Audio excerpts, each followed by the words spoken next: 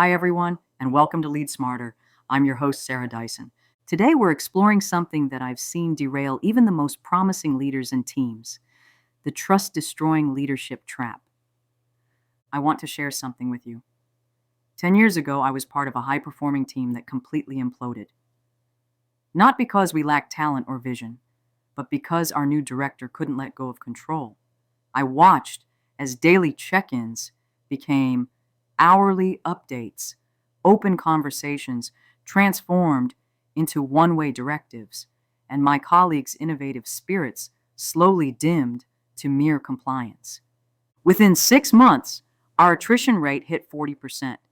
I was one of them. That experience fundamentally changed how I view leadership.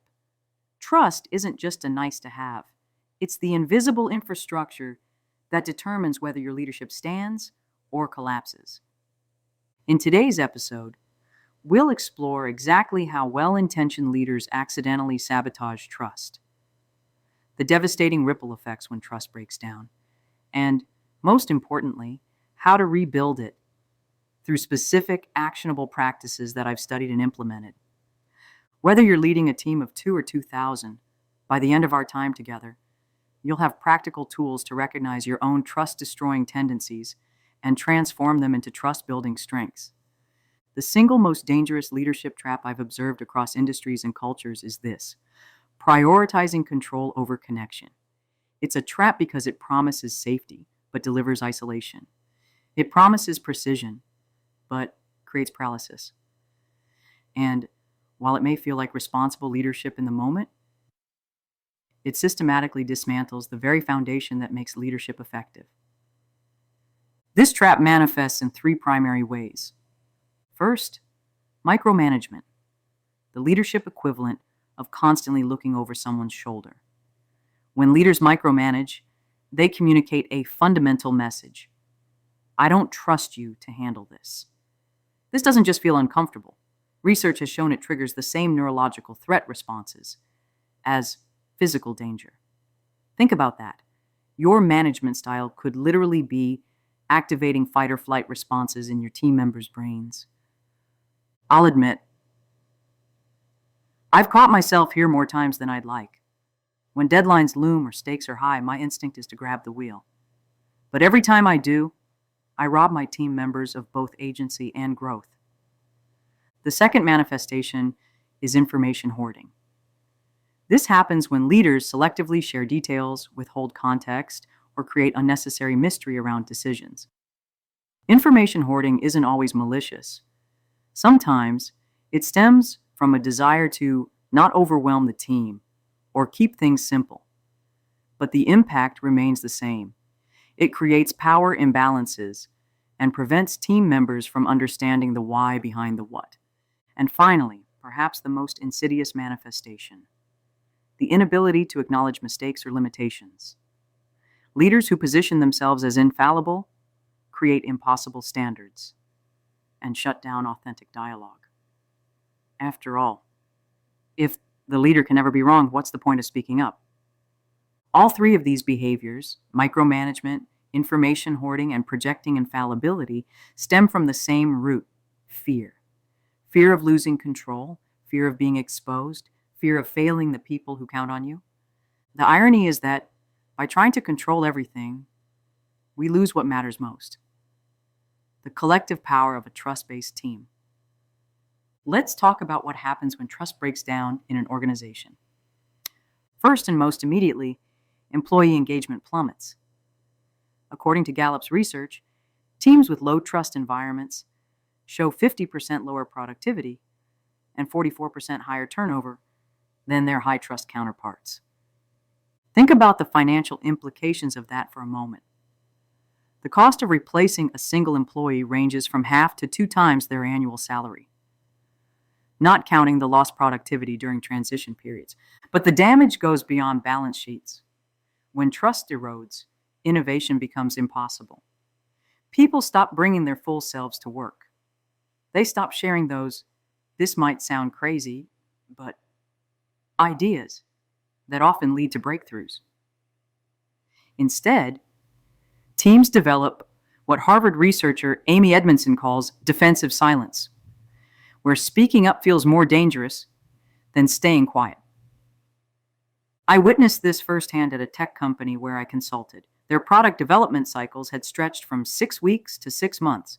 When I dug deeper, I discovered the issue wasn't technical, it was psychological.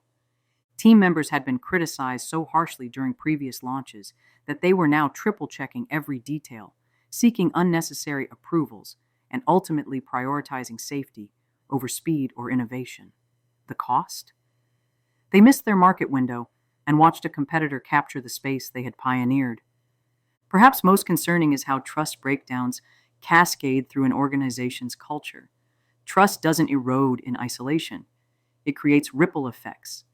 When leaders don't trust their teams, teams stop trusting each other. Silos form. Information becomes currency rather than a shared resource. Collaboration becomes transactional rather than transformative. And ultimately, customers feel it. They interact with employees who feel disempowered, who can't make common sense exceptions, who don't have the psychological safety to truly connect. Trust isn't just an internal metric, it's the invisible force that shapes every external interaction. Now comes perhaps the most challenging part of our conversation, turning the mirror on ourselves. I'd like to invite you to consider some self-assessment questions. And I'll warn you, they might make you uncomfortable. They certainly did for me. First, how often do you check in on projects before agreed upon milestones? If your answer is, whenever I think about it, you might be micromanaging. Second, when was the last time you shared the reasoning behind a decision, not just the decision itself? If you can't remember, you might be information hoarding. Third, can your team members name a recent mistake you've made and what you learned from it? If not, you might be projecting infallibility. The hardest part about trust-destroying behaviors is that we rarely recognize them in ourselves. We're too busy justifying them. I remember telling myself, I'm not micromanaging, I'm being thorough. Or, I'm not withholding information, I'm simplifying. Or, my personal favorite, I'm not avoiding accountability, I'm projecting confidence. These rationalizations sound reasonable in our heads, but they don't change the impact of our actions. It's worth noting that stress and pressure amplify our controlling tendencies. And when deadlines loom or stakes rise, we revert to our most primal leadership instincts, which often involve grasping for control. Researchers call this threat rigidity, our tendency to become less flexible, less creative, and more commanding under pressure. But perhaps the most important insight about trust-destroying behaviors is their connection to our own insecurities. When we don't trust ourselves, our judgment, our expertise, our right to lead, we find it nearly impossible to trust others. Our inner critic becomes our leadership style. If that resonates with you, please know you're not alone. Leadership is profoundly personal work. It exposes our vulnerabilities and insecurities in ways few other roles do. The question isn't whether you have these tendencies. We all do. The question is whether you're willing to recognize and address them. Let's shift our focus to the constructive. How do we rebuild trust once we recognize these patterns? First and foremost, transparency as a leadership practice. Transparency isn't about sharing everything. It's about being intentional about what you share and why. It means providing context for decisions, explaining your navigating constraints, and acknowledging the unknowns. In practical terms, this might look like regular state of the business updates, decision-making frameworks that anyone can access, or simply explaining, here's what I know, here's what I don't know, and here's when I expect to know more. Second, delegating with clarity and support. Effective delegation isn't abdication. It's a transfer of ownership that includes clear boundaries, available resources, and defined success metrics. The formula I recommend is, I'm entrusting you with X. You have authority over Y aspects. These are the constraints Z. I'm available for support in these specific ways. and we'll know you've succeeded when we see these outcomes. This approach provides autonomy within guardrails, the perfect balance for building trust while managing risk. Third, normalizing vulnerability by modeling it yourself. This has been my greatest leadership challenge and my most powerful tool. Several years ago, I made a significant strategic error that cost my organization a major client. In our team meeting, I had two choices: minimize it, or own it. I chose to walk through exactly what happened, the flawed assumptions I made, what I learned, and how I'd approach similar situations differently. The immediate response was silence, which terrified me. But in the weeks that followed, something remarkable happened. Team members started sharing their own mistakes and learnings. Our retrospectives became more honest. Our forecasting became more accurate because people weren't afraid to identify risks. Fourth, actively creating psychological safety. This means celebrating constructive dissent as much as you celebrate alignment. It means responding to bad news with curiosity rather than criticism. It means explicitly stating disagreement is not disloyalty, and then demonstrating that through your actions. And finally, the power of consistent follow-through. Trust is built in small moments of kept promises. When you say you'll do something, do it. When you can't, acknowledge it quickly and directly. This applies to everything from starting meetings on time to delivering on strategic commitments. In fact, research suggests that reliability on small commitments actually builds more trust than occasional heroics on big ones. These 5 practices: transparency, effective delegation, normalized vulnerability, psychological safety, and consistent follow-through, create what leadership researcher Robert Hurley calls the infrastructure of trust. They don't guarantee immediate results. Trust builds slowly, especially after it's been damaged. But these practices create the conditions where trust can take root and grow.